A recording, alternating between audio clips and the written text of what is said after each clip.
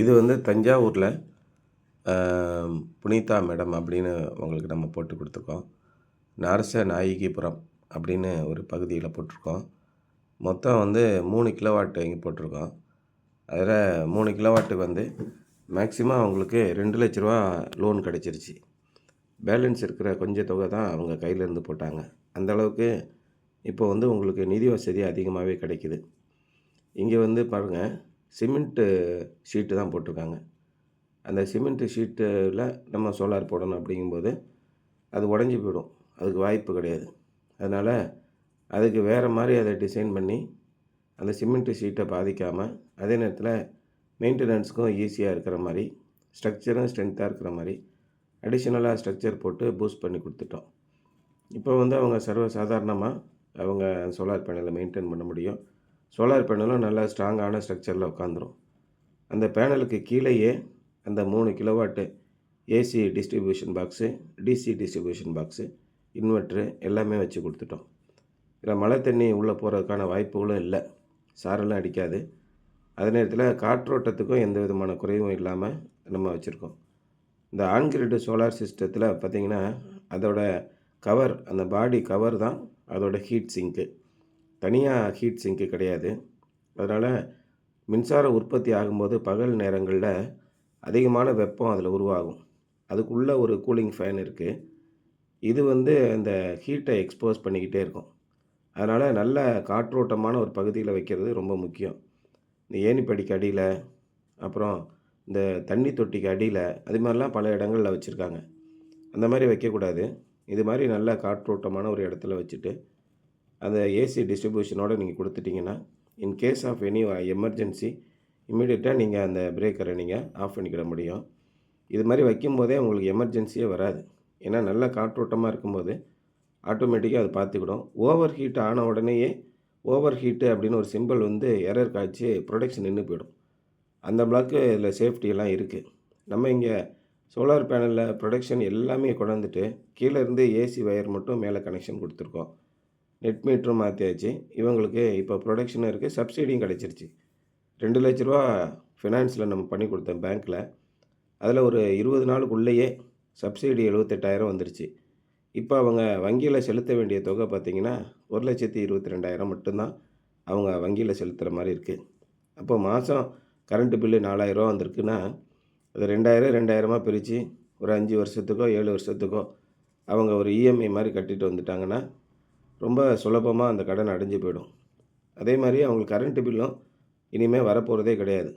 ஒவ்வொரு வருஷமும் மின்சார கட்டணம் உயர்ந்தால் கூட இவங்களுக்கு எந்த விதமான பாதிப்பு இருக்க போகிறதில்ல.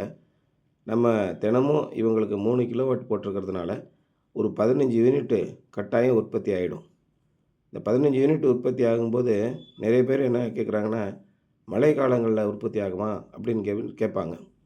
இது வந்து இந்த ஆஃப் கிரிட் சிஸ்டம் அப்படின்னு வரும்போது அதில் ஒரு கட்டுப்பாடு உண்டு.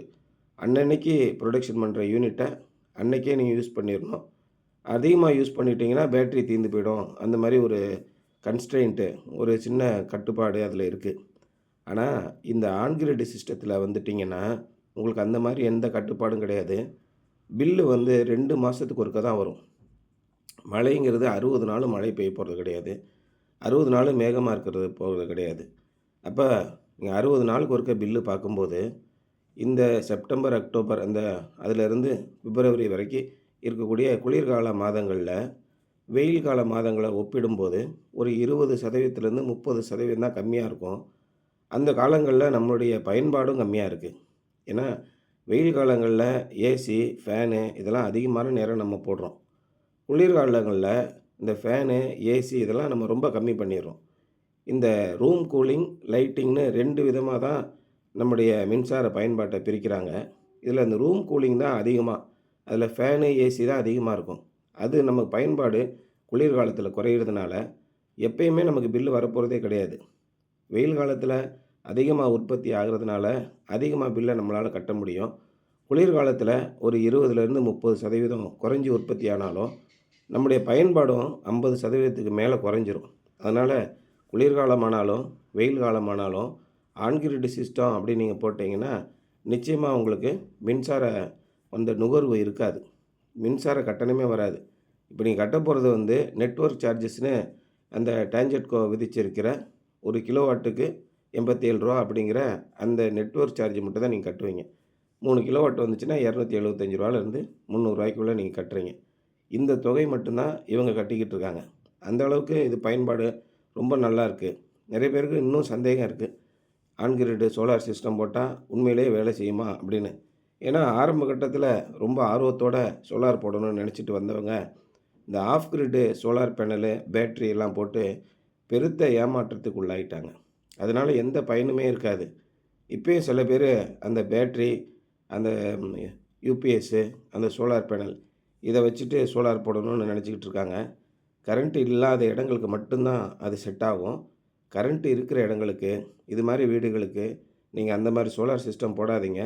இப்ப இருக்கிற ஆன் கிரிட் சிஸ்டம் 100க்கு 100% சக்சஸ்ஃபுல்லா இருக்கு. இது போட்டீங்கன்னா பில்லு கட்ட வேண்டாம்.